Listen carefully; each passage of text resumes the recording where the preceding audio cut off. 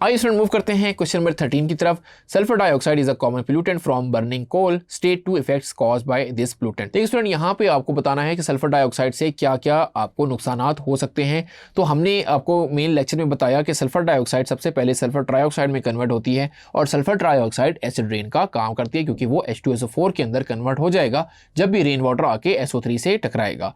और स्टूडेंट यहाँ पे याद रखनी है एक और बात कि ये जो सल्फर डाइऑक्साइड है ये हमारे रेस्पिरेटरी सिस्टम में एब्जॉर्ब हो जाती है, जिसकी वजह से अस्थमा, ब्रोंकाइटिस, ये सांस की बीमारियां हैं ये आपको पैदा हो जाती हैं। और ये हाई जो ओल्ड पीपल हैं उनमें ये मोर्टेलिटी यानी उनकी डेथ को भी कॉज कर सकती हैं। होपफुली ये आंसर आपको अच्छे से समझ आ गया होगा। So students, I am hopeful कि मैंने जितनी भी बातें और आपको बताई, सारे लेक्चर्स, सारी एक्सरसाइज जितना भी हमने इस चैप्टर की है वो आपको अच्छे से समझ आ गई होंगी। This is Abdullah signing off from tutorial.pk। Thank you.